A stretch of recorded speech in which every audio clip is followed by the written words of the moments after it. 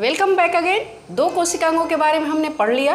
तीसरा जो है कोशिकांग वो है गोल्जी उपकरण। गोल्जी उपकरण का खोज सर्वप्रथम कैमिलो गोल्जी ने किया था और उन्हीं के नाम के आधार पर इसका नाम गोल्जी उपकरण पड़ा। और ये गोल्जी उपकरण जो है सर्वप्रथम कैमिलो गोल्जी ने जंतु कोशिका में देखा था।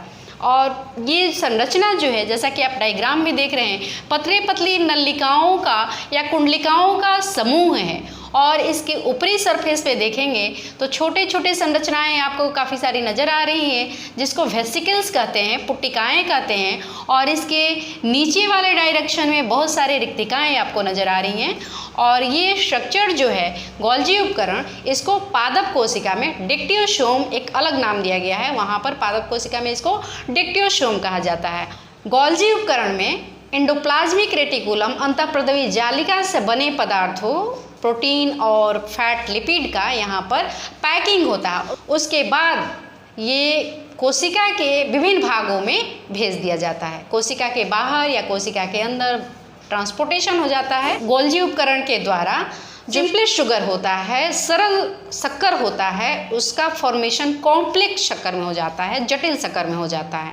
और इस गोल्जी उपकरण से लाइसोसोम का भी निर्माण होता है। नेक्स्ट जो कोशिकांग है वो है आपका लाइसोसोम। ये लाइसोसोम जो है काफ़ी सूक्ष्म कोशिकांग होता है और इलेक्ट्रॉन माइक्रोस्कोप द्वारा ही दिखता है। और इसकी संरचना कुछ इस तरह से थैली की तरह होती है, जिसमें इस तरह से एंजाइम भरे हुए होते हैं। और ये एंजाइम काफ़ी शक्तिशाली होता है, काफ़ी पावरफुल होता है। और इस एंजाइम को पाचक एंजाइम बोलते हैं, जिसमें इतनी ताकत होती है कि ये जीव द्रव्य को भी नष्ट कर सकता है। और इस पाचक एंजाइम की वजह से कोशिका में जो भी वियर एंड टूयर टूट फूट हुए होते हैं उसको ये क्लीन अप करने का काम करता है। इस कोशिका में पचाने का काम कर देता है टूटे फूटे भागों को। इसलिए इस लाइसोसोम को अपशिष्ट को निपटाने वाला तंत्र भी कहते हैं।